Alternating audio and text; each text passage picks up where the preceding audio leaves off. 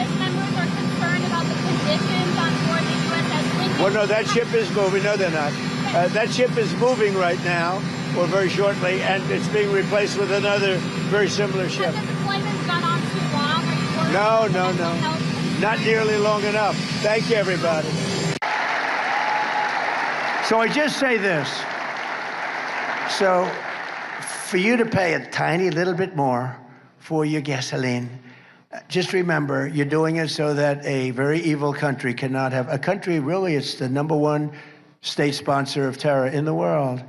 We don't want to have them have a nuclear weapon. So remember that when you have to pay a little bit more, you're at $4.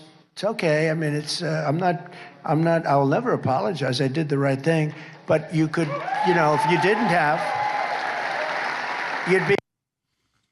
And now we got to get the Strait open. That's the main point of the war that was open before the war.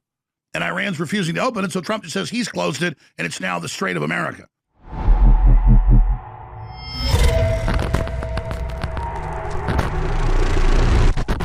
Iran defiant on Strait as Trump tells Americans to accept high gas prices. So he's trying to get them to do a deal. They control the Strait. They close it and say no deal. So he closes it. It's already closed. And says, I'm in control. It's now the Strait of America. And it's all just talk. And that's just the reality. Oh, we got a deal, 50-something times. Oh, now it's not a deal. Now I'm going to obliterate them. Now I'm not. Now the Strait's open. Now it's not. Oh, it's really secretly open. The ships are getting through, Fox News said, but oil prices and gas prices are exploding, and the strategic reserve has basically been completely drained. So, see, that's not true. That's gaslighting. Strait of America. Trump says he'll declare Hormuz Strait U.S. territory after Iran defeated. And he made these new, incredibly tone-deaf, disconnected, callous statements. Oh, the sailors have been out there for 200-plus days, and it's rotting food, and they're committing suicide. And he goes, has this war gone on too long? He goes, no, the war hasn't gone long enough. I thought you wanted to get it over with. I thought it wasn't a war. Thought you had already won a bunch of times. So which Trump am I supposed to believe? And then he also came out, we'll show you the clip, and said, hey, the gas prices is not hurting you a little bit of money. No, diesel up at almost $6, and farmers can't buy it. And we're going to have food shortages and huge food price increases already happening. And a third of the fertilizer cut off the Strait, and a third of the gas and oil. And Africa's had half of its fertilizer cut off because it's half of it from the Strait. And then they're now going to have huge migrant surges, and all the rest of is now happening. And Trump's just saying everything's fine, everything's great, everything's wonderful. But in reality, he is trying to get the off-ramp. But Iran's not letting you get out of it now. They want reparations. They want to officially be recognized to control the Strait and put a toll on it. And Trump's not going to do that because Iran is asking, I think, for too much of being belligerent because they think they hold the cards. So they're going to press this in the danger that Trump may swing back to a ground invasion and nuking him, which has been on the table. So Iran's playing with fire, too. This is a real gamble for everybody. That's why we shouldn't have done it. What the Pentagon called it, a gamble with very low probability of the outcome you want, Mr. President. Well, roll the dice. You might want to go spend your discretionary money at Las Vegas if you're not a degenerate gambler, but you certainly don't roll the dice for the whole world on it. Here is Trump saying, oh, I'm not, worried about the ship being out there for 200-plus days and rotten food. This war hasn't gone on quite long enough. Well, I thought you wanted to end it, but now they admit it's a siege mode. Smotrich, the Israeli finance minister, says that's what this is about regime change. Well, that hurts everybody else, too, with the Strait being closed. And Trump told people last night, he said, we'll play that clip. He's like, yeah, you should have a little pain, a little increase in gas. How about gas is up 40-something%? How about diesel 60-70%? And that feeds in every other layer of the economy. We're on the verge of collapse. We knew that. We needed your recovery to work. So this is like some of his high-level staff members saying, don't bitch about $20 burritos.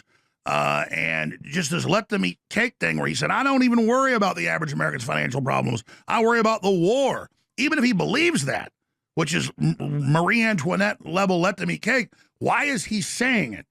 Now, he's also broken with Israel big time, calling Netanyahu basically the enemy.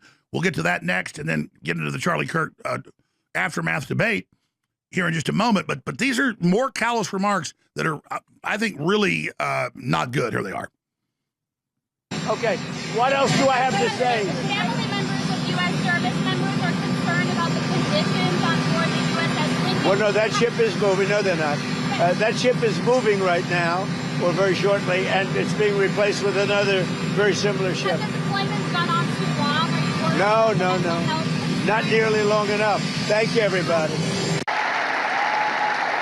So I just say this. So for you to pay a tiny little bit more for your gasoline, just remember, you're doing it so that a very evil country cannot have, a country really, it's the #1 state sponsor of terror in the world. We don't want to have them have a nuclear weapon. So remember that when you have to pay a little bit more, you're at $4. It's okay. I mean, it's, I'll never apologize. I did the right thing. But you could, you know, if you didn't have, you'd be. And now we got to get the Strait open. That's the main point of the war that was open before the war. And Iran's refusing to open it, so Trump just says he's closed it, and it's now the Strait of America. Now, look, Navy carriers' problems are tied to attacks on U.S. base early in the war that was obliterated in Bahrain. Most of the bases got heavily damaged and evacuated. So this is about logistics. But, oh, Lindsey Graham wanted a ground invasion. The Pentagon said there's not the logistics to do any of this. Okay? So continuing, Trump's callous response to U.S. sailors throw themselves overboard in Iran war are grim photos of food emerged. Nightmare slop. But it's a lot worse than that. Ladies and gentlemen, Bigley has launched an online pharmacy, 1776rx.health. It's one product we're launching with, my decision, and that is ivermectin with benzidol, both powerful, really good anti-parasitics. It doesn't just get the big worms and all the crap that's out there. It's amoebas, it's microplasms. It is so important.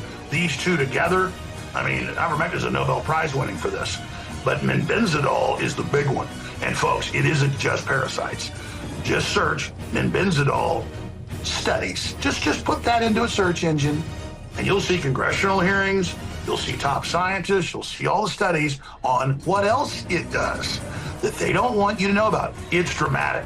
So, and you won't know if you had any type of parasitical deal or whatever until you've done this.